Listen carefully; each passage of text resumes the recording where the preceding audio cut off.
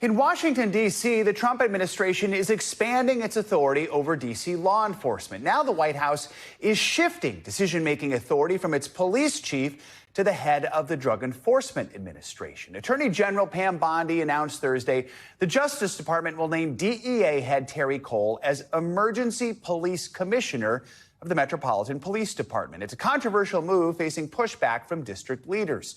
National Guard troops and federal agents are ramping up their presence, starting 24-hour patrols now around the Capitol. NBC News senior White House correspondent Gabe Gutierrez joins us with the latest. Gabe, good morning. So what power does this order give to Terry Cole, and what are we hearing in response from D.C.'s mayor and its AG? Well, hi there, Joe. Well, it's a remarkable power struggle here in the nation's capital. Up until now, you had heard mostly a cooperative tone from district officials with regards to the federal takeover of the police department. But as you mentioned, now Attorney General Pam Bondi has appointed the DEA Administrator Terry Cole as the, quote, Emergency Police Commissioner. Essentially, he is leading the police department. However, D.C. officials say not so fast. The D.C. Attorney General basically is saying that the order is unlawful and that city leaders they don't have to follow it.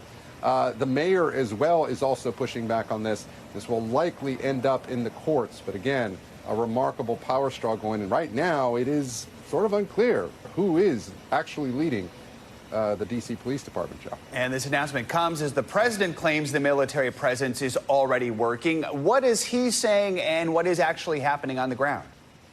Well, listen, it's very interesting. You speak with residents here in D.C., the reaction is mixed. We spoke with one community activist who has been here for decades and is part of a neighborhood watch program, has led it.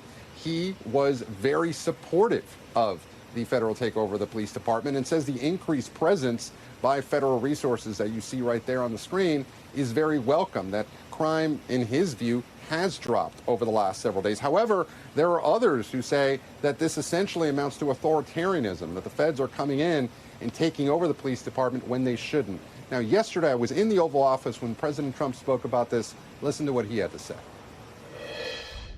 People are so happy to see our military going into D.C. and getting these thugs out. As you know, we arrested a lot of people yesterday. We arrested a lot of people today. Washington, D.C. is at its worst point, and it will soon be at its best point. You're going to have a very safe, you're going to have a crime-free city. Now, look, the White House saying that overnight, the night before, there were a total of about 45 arrests by federal agents. That, when you compare it to the average that the D.C. Metro Police does on any given night, they average around 67 or so each night. So it's questionable whether the federal resources have made a huge difference in terms of arrest. However, the White House and the president also mentioning that this has been a huge deterrent effect. So, again, the Trump administration arguing that this is already working, Joe. Yeah, and to be fair, it's probably going to take some time to actually see what the numbers say before we can make any assessments, because any number can go one way or the other. You mentioned there are some people in the city who do actually welcome this, but we also know there are some who don't. There's been some pushback. What are you hearing there?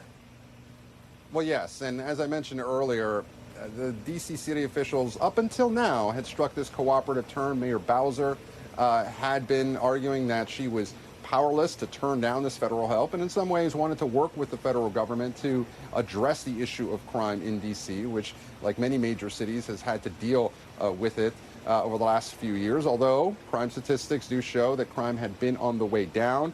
The Trump administration argues that those numbers had been manipulated, so even that is a huge debate at this point. But yesterday, Joe, there was that protest, more than 100 protesters that had gathered at a commercial residential area here in D.C. When local police, along with federal agents, had set up a checkpoint that you saw right there. Those protesters heckled the law enforcement officers. There was at least one arrest. And then also there was another incident earlier in the week where a man threw a Subway sandwich at a federal officer. You see the aftermath right there. He then ran away. Police arrested him. You see the video that essentially went viral. You see him throwing that sandwich at that federal officer. Well, yesterday we learned, according to the Attorney General, that that man actually worked at the Department of Justice. And the Attorney General says that he's since been fired. All right, Gabe Gutierrez reporting from the White House. Gabe, thank you so much. We thank you for watching, and remember, stay updated on breaking news and top stories on the NBC News app or watch live on our YouTube channel.